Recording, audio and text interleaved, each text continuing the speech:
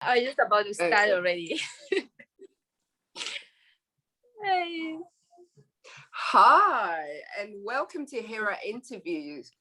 Can you tell us your name? My name is Rahab Inghalwa, better known as Rahab in modeling industry.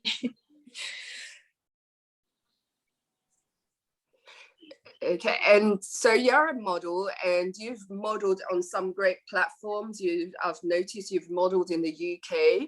Apart from modeling, can you tell us what else you do?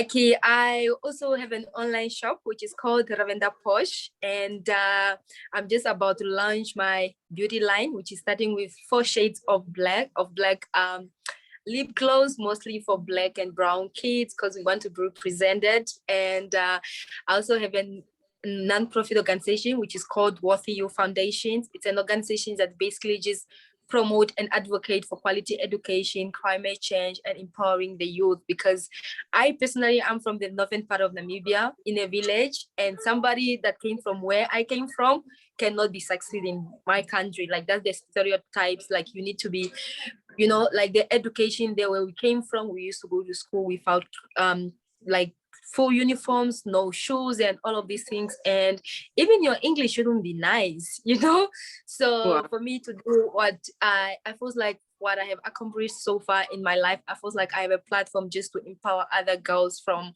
not basically just where I came from, but any kids or any girl that anywhere from part of the world that are really finding themselves in difficult situations and environments. Wow, that is awesome because you're really young, and I find it very interesting, and especially as an African young lady, that you're tackling issues of climate change and education. Education, especially I know within the African tradition, for girls especially, is something that they do not encourage, and this is awesome. What made you decide to focus on education and on climate change? Oh, sorry for that. Yes, basically the reason is because, like, from where I came from, like, even to these days, as a woman, you're just supposed to go for a basic education, and you probably just take any kind of career, can be a teacher or a nurse. Like, you shouldn't be successful on the level of a man, or or be somebody really great. Like, it's very difficult for you to do it here in Africa, to be specific. Yes. And even with schools, mostly, especially the government schools, are only given the basics of education, but they are not really given the quality of education. And I feel like, especially now, we have seen during the pandemic that schools in the environment whereby, like in village and everywhere, they are still struggling because they do not have access to quality educations, no Wi-Fi or internet connections, no tablets. Basically, still what they are getting, it's not what is necessary in this world. And that's why I came up with this Worthy You Foundations, to advocate for quality educations, that maybe in the future we can, have donors and just really give them the best, because I want them to be like me, or even more than what I've accomplished. I want them to be some people, like, I want them to be able to go somewhere in the world and talk about Namibian issues, and just being a voice. Because and not only other part of the world, but even in Africa, our country is really small. So we're just a population of less than 3 million. So even within the African continent, we don't get that platform. We don't get any, either in fashion, model, or music. You have never heard of a Namibian musicians at winning a Billboard award, or this, or even an African. It's very difficult because we don't have a voice. And this, sometimes it came from our education, because we never really got that quality education to understand how the world really works. And I feel like I'm here to do that, or just to motivate and empower other girls like me to do so. Oh wow, that is just so amazing. Because we need more women like you, because I think a lot of women think they want to be following in the steps of certain Hollywood A-listers, and instead of focusing on giving back and humanitarian things, they're more into clubbing and all that sort of thing. and thinking about the next clothes that they want to buy, or their nails that they want to have done, or the latest hairstyles, but you're thinking of empowering other young girls, which I commend you on. You said you have a clothing label that you've done and other things. Can you tell us a little bit more about some of your businesses that you're running and what you're doing with that? Okay, I have an online shop. It's called Ravenda Posh. So this comes up with the idea that I'm a model and I've great experience, and I actually first time I looked in my area and in my country what was lacking, and I felt like we also needed to look as good as any other girls or any other people from other part of Africa or America. Like, I don't want to go to South Africa, for example, and says like, no, I need to be there. I need to go to South Africa to buy clothes. You know, I needed to give something that's affordable, trendy, and fashionable to my people here as well. And that's how I came up with that. And actually, that website, I was the first one actually to come up with an online shop. That was in 2018, before the COVID and an online shop. And in 2019, I won an award because of that idea and because of my online shop in Southern African Development Community. Yes. Sorry, just sorry for that. Somebody. Okay, so and then I won SADC Top Young Leaders winner in the innovation category in 2019 because of that idea. And currently I'm just working on my beauty lines, which is actually already done, just waiting to launch it. And it's going to be 4 shades of lip gloss, and just for my people. And my idea is that I want it to be worn by every woman on this planet. Either you're in Asia, you're in Europe, I want it and should be said made in Namibia. That's how I want it to be out there. Wow. Talking about wearing things, we have a perfume, a Hera perfume that's just been launched, and we'd like to send you one of those. And the way you promote this, it will be nice for you to promote that in Namibia, because I think it's the reason that perfume has been created. The proceeds are to help empower women in education, in sex trafficking, in domestic violence issues, anything to help empower women. So it will be good, because we want every woman in the world to wear a scent that unites them, that when you smell that smell, you know that as women, we stand united. So I like that you're using beauty to empower women, and that you realize that it is important as a woman to have your beauty and own it. I noticed that you also won Miss Babis Global. Is it Miss Babis Global? Miss Global, Namibia, yes. Miss Namibian Global, yes. Can you tell us a bit about that and your work in that?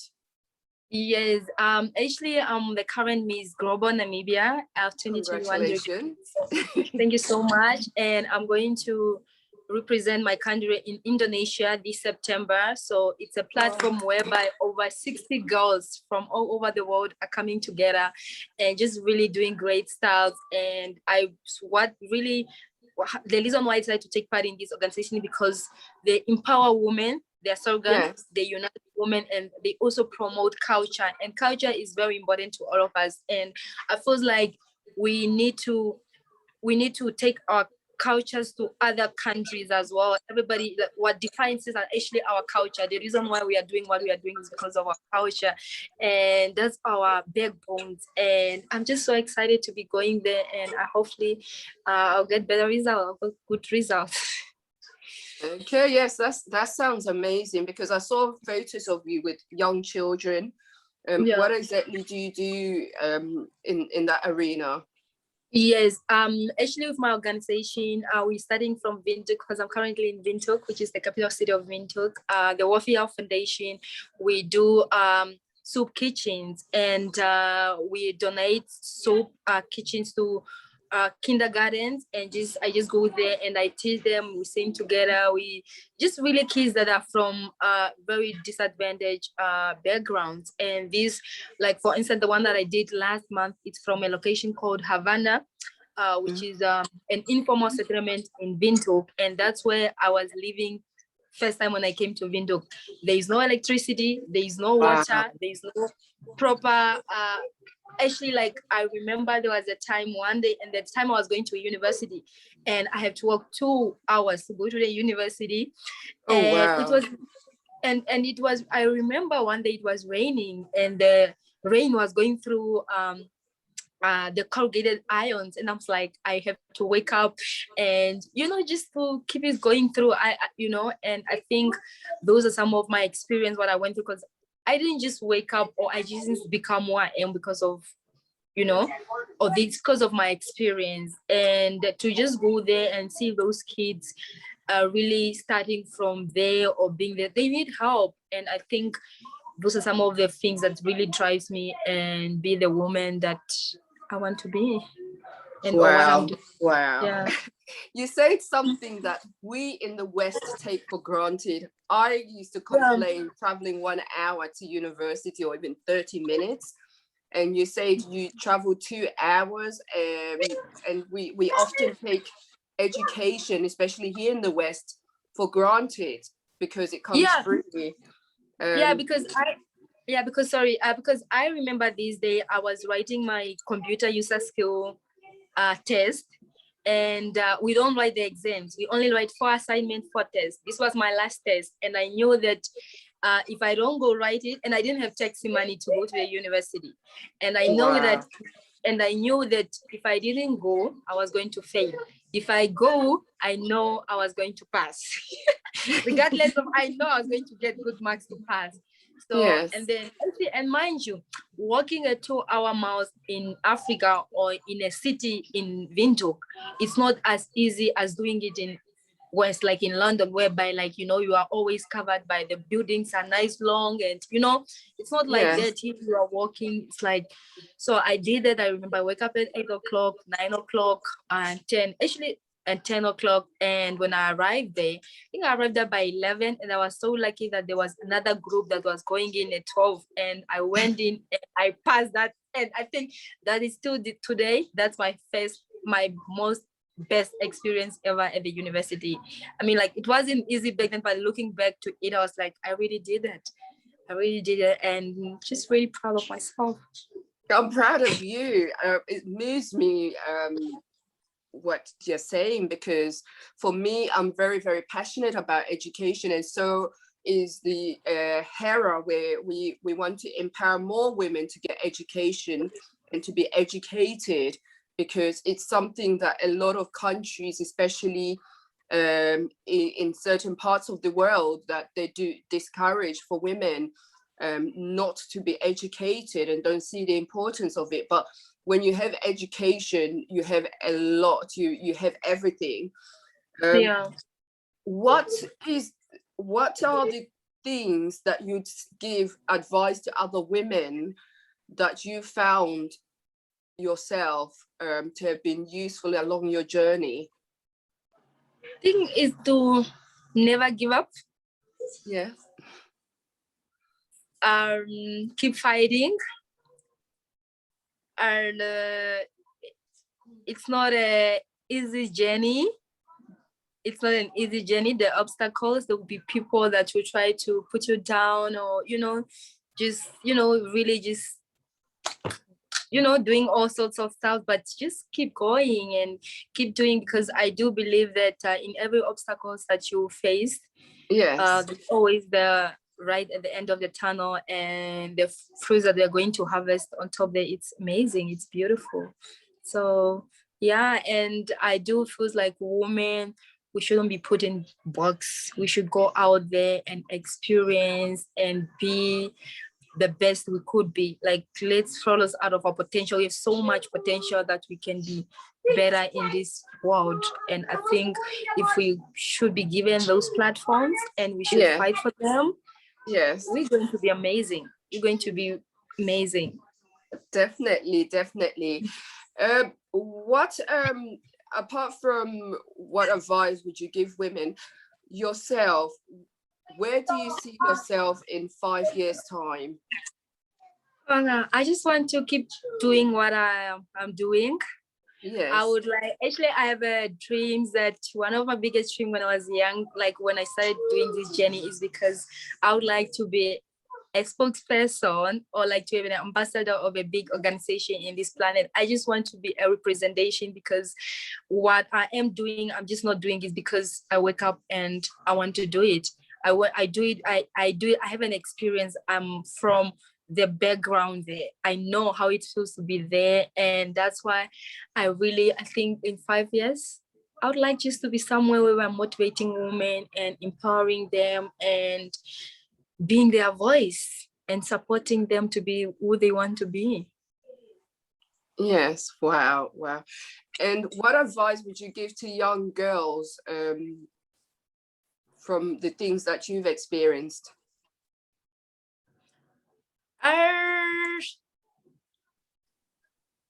Okay, it should be go for your dreams. It should be go for your dreams. It's probably just still the same thing, like go for your dreams, never give up, take risk. If you believe it, go for it. If you believe it, just go for it and just put your education first and be a girl with purpose. You must have a purpose in life with what you want and what you want to achieve. Yes. And also in your modeling career, because I've also have a background in modeling, and did you find as a woman in the modeling industry, how did you find that experience being a model? I do feel like it was a good experience to be specifically, modeling in Europe, and I feel like I was more welcomed. I didn't really experience, even if compromise some of your beliefs. Not really. I haven't really. I think I was very because I haven't experienced that, or probably I was just around good people, and even if it happened, it's just really just random small things that I wouldn't say they were really, I couldn't really compromise much. I was just, I think I felt welcomed, and it's I think the difficult comes when you are, I think what's in the modeling industry, what I have experienced, I could say like when you are coming up, they are more supportive, but when you are elevating a little bit, and that's become a problem. Yes. And I think that's where I am currently, especially in my country. It's a little bit difficult, and I felt like I was more welcomed at a other path than my own. Yes. Yeah. Okay. Yes. We're building a women's city, and in this city, what would you think would be a good thing to put there? A women's table.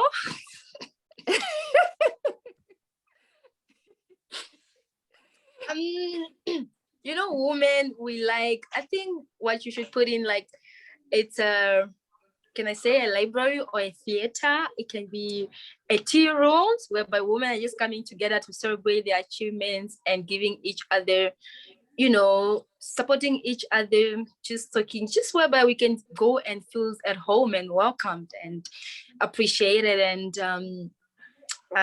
also celebrating. We need to celebrate with champagne. I think I think there should be like a room. I can't say, maybe I should say like should be like a building or a theater or a stadium. Yes, I like a conference room theater. Or a conference room. Yeah, something like that of women. Yes, whereby you can go there any time of the day, morning, afternoon, and evening, and just celebrate and support each other. Wow. This has been an awesome interview. Thank you for agreeing to this interview, and let's catch up again another time. Thank you so much. Thank you so much, ma'am. I look forward. It was so nice talking to you, and Hera, I'm so really before we go, can you also let people know how they can get in contact with you? Yes, actually Yes, my Facebook name is Rahab Inghalwa, and I'm also on Instagram at Rahab Inghalwa. Or perhaps you can just go on my website, which is actually a business website, to check what I do and what I can offer there, which is www.ravendaposh.com.